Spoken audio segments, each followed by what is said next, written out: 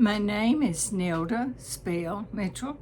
I'm going to read you a story about making sugar cane syrup that we call molasses. It's one of the stories in volume 2 of Have I Told Y'all This?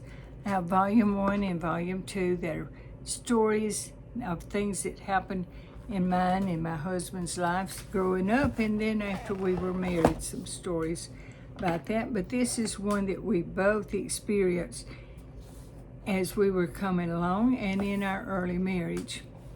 Molasses made from sugarcane syrup was a staple in the diets of all the people that lived around us. I don't know when the first sugarcane was planted, but seed cane was passed down from generation to generation until mine.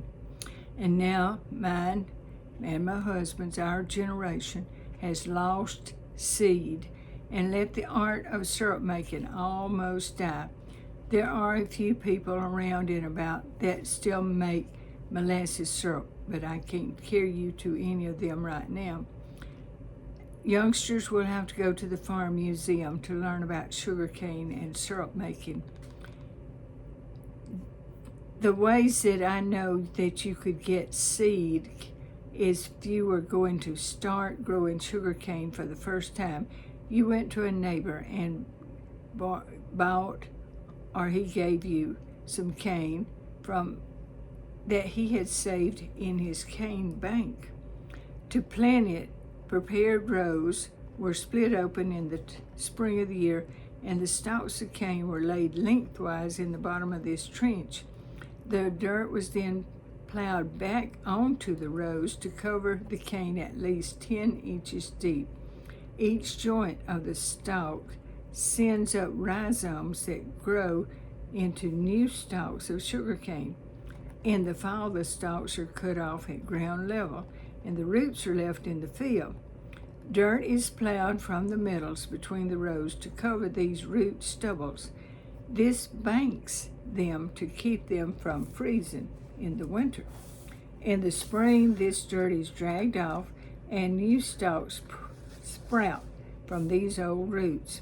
Now, another way is to save sugar cane that you've grown or you get from a person is to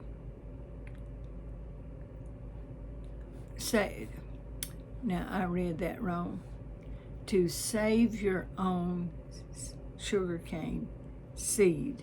You had to stack the stalks of sugar cane into a mound and then put dirt on top of them, covering them several inches. This was to keep the cane from freezing in the winter. If cane froze, it would rotten and be worthless. As the cane grew in the spring and summer, the grass and weeds grew faster. Since young cane plants looked like grass, hoeing it was a pain in the neck, arms, and back. In the fall, after the cotton was picked and the corn gathered, the cane would be ready for harvest. This should be done before the weather got too cold. A frost on the sugar cane would cause it to have a sour smell and taste. We called it a frostbite taste. The first step in harvesting cane was to strip the leaves off of it. This was done by slashing down between the stalks with a large knife, a butcher knife, a machete, or if you could afford them, some cane strippers. Store-bought strippers had a wooden handle 2 or 3 feet long and 2 metal prongs on one end, and you sling that over the sides of the stalk and cutting off those leaves.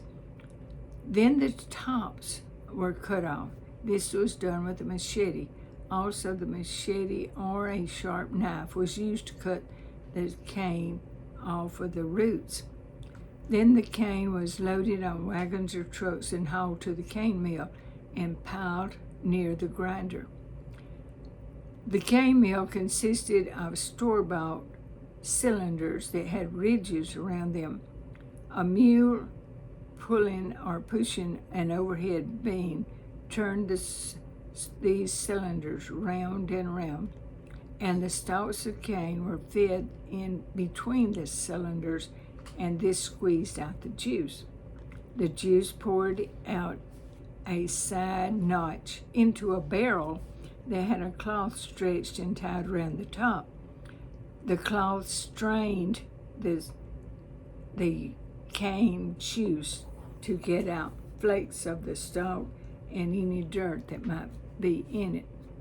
The juice ran out the bottom of the barrel through a metal pipe downhill to a lower end of the evaporator. A whittled out corn cob stopped up the other end of the pipe until the cook was ready for the juice to pour into the evaporator. The evaporator was a rectangular pan usually made of tin. More expensive models were made of copper. Most were about 4 feet wide and 9 to 12 feet long. A maze of cross sections were about 4 inches apart from one end to the other. This pan rested on a firebox. The firebox was 2 brick walls about 3 feet apart that ran the length of the evaporating pan. The lower end was left open. The upper end had a smokestack, which was either a brick chimney or a section of a metal covert that had been abandoned by a road crew. A fire was built inside the lower end of the firebox out of lighter knots and wood that had been gotten from the sawmill, slabs from the sawmill. The cob would be pulled out of the juice of the pipe at the juice barrel, and the pan would be filled about half full of cane juice.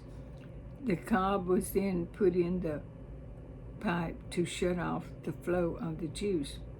It would take an hour or more of the first pan to come to a rolling boil. Usually there would be one main cook, and at least one helper beside the pan. One person kept the fire going. If a peckerwood sawmill was nearby, that made it easier to get those slabs of wood. And it would take 1 or 2 people to feed the juice grinder and one to stand by with buckets and lids ready to put the cooked syrup into them. As the juice was boiling, scum formed on the top. The cooks on each side skimmed it off and slung it into tubs that had been placed nearby for that purpose. This scum would be fed to the hogs later. As the juice boiled and the water in it evaporated, fresh juice would be poured into the lower end of the pan. If too much fresh juice was added too quickly, it cooled the cook pan too much, so the addition of juice was controlled by the main cook. The upper end of the pan, which was near the smokestack, is hotter, and the juice becomes molasses there first. When the main cook holds a spoonful of and lets it pour slowly back into the pan, and it meets his specifications, he starts pouring it off. The molasses has a dark brown color in the pan. A thin stream will be a lighter brown color. To pour off the syrup, a cob is removed from the hole in the side of the pan near the smokestack. The syrup pours into a wash tub that has a clean cloth rag stretched over the top to strain out any trash. When the main cook thinks that all is ready, has been poured off, he puts the cob back in the hole. While syrup has been pouring off at this upper end, new juice has been added at the lower end. The helper spends most of his time skimming scum. The skimmer is as wide as the dividing sections in the pan. It is a rectangular wire frame about 4 inches by 6 inches by 3 inches high. This frame is covered with a screen wire on the bottom. This frame is attached to a 3-foot long broom handle or stick of some sort. The main cook has a stirring stick also. This looks like a small boat paddle. It is just wide enough to put between the pieces of the dividers of the pan, this evaporator. The main cook also directs the addition of more firewood. The fire has to be a roaring hot fire, but it cannot be too hot. If our fire gets too hot, then part of the burning wood is raked out from under that and with a rake or pitchfork. Sometimes a bucket of water is slashed on the fire to cool it a bit. After the syrup is in the tub and it is ladled into cans. Nowadays, most people use half-gallon cans. When I was growing up, syrup was usually put into 1-gallon cans. When mine and Dennis's daddies were children, and even before that, molasses would be put into barrels, a wooden barrel. They would put it in a water bucket and carry it to a barrel that was usually stored in a corner of the smokehouse. And then as needed, it will be dipped out and put into syrup pitchers and carried to the kitchen. The mashed cane stalks that had the juice squeezed out of them are called cane chews, like C-H-E-W-S, cane chews. The cane chews are piled up around the cane mill.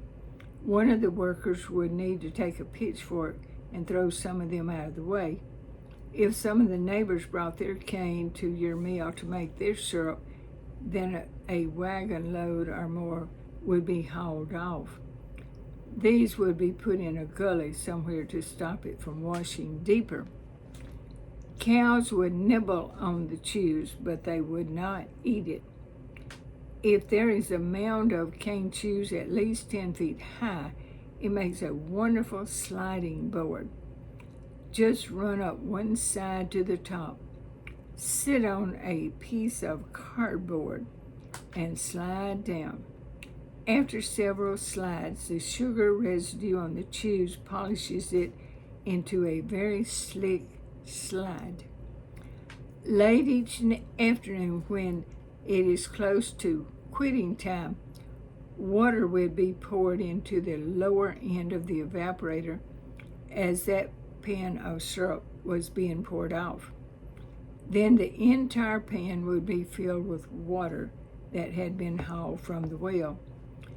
The water boiled in the pan as the workers got around it with sticks and pocket knives, scraping the hardened syrup from the top edges of the pan. The water was then drained out, and the heat of the dying fire dried the pan out. The first sugar cane that I ever knew about was called Old Timey Ribbon Cane.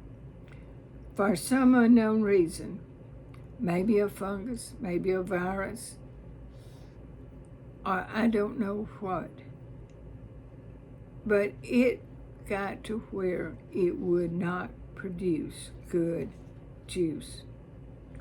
The State College Experiment Station developed new varieties that were common when I was a child. Dennis was a child. The letters P-O-J was one variety. Another variety was the letter C-O and the numbers 290. P-O-J and C-O 290. All I ever heard was, syrup's not as good as it used to be. Yeah, you just can't beat that old-timey ribbon cane syrup. Dennis and I grew up on POJ, and we still eat it when we can buy it from somebody that does make it. I'm going to show you some pictures and a cane stripper. I'm going to show you a cane stripper first. This is a bought cane stripper. It just has a handle and two pieces of metal, and you would slash down on each stalk of the cane around it to get the leaves off of it. We got this one at an antique store, and somebody had cleaned it up and painted it with clear paint, made it look good and shiny. I don't even remember where we bought it.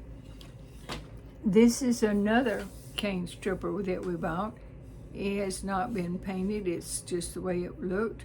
Has a wooden handle with a split in the middle, one piece of metal, and this is the way they were bent, and you would pull it down over the cane stalk to strip the leaves off.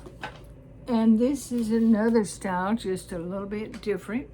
It has a wooden handle, two pieces of metal that are bolted on, and these are curved that way to slash down.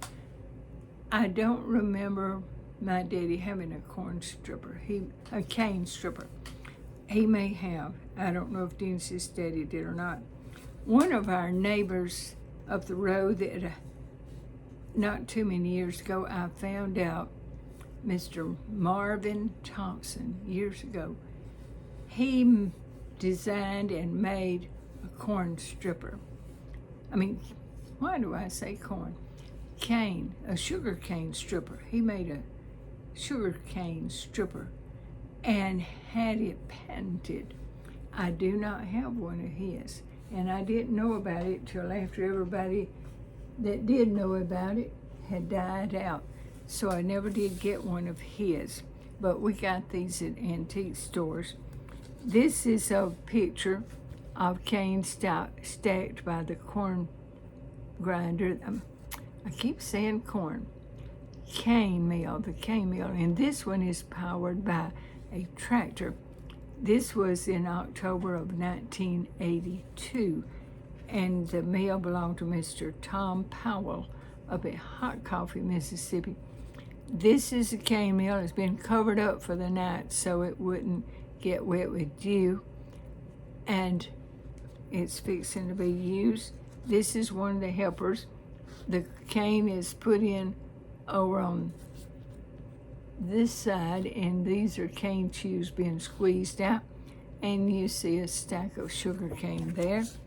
And this is a closer up picture of cane chews coming out of the mill and the stack of sugar cane that we put in. This is a picture of the cane mill that's down the hill from that mill. And this is, you can see the smokestack. It's an old cupboard. It's a metal cupboard. And there's the people standing around. And this is the bottom end of the, you see the fire in it? Where the pan is, and people stand around. I'll show you a better picture now. The cane juice comes down the hill. It's in this barrel right there. It's got a, right here, not where the white rag is. This one is where the juice is, and it pours in the pan down at the bottom. And this is a picture of the pan and the smokestack up at the top. You can see the walls of it. And the pan is about 12 feet long for this one. And this is one of the colored men helping Tom Powell make the syrup. This man is dipping the scum off and helping Mr. Tom. This is a picture of the syrup boiling. You can see it turns brown down here before it's ready to make syrup, ready to pour off. And this is another picture of Mr. Tom and the steam. Oh, that steam would be so hot, and it would be sticky. You'd be sticky all over. And there, the helper on this side has the dipper to get the scum off, and Mr. Tom does, getting the scum off and throwing it into a barrel.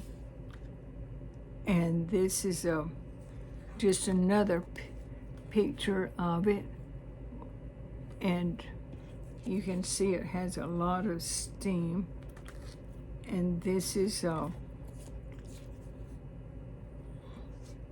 where it's being poured out into a tub, a wash tub. And this is another better picture. He's dipping the syrup out of the tub and putting it in that white pitcher.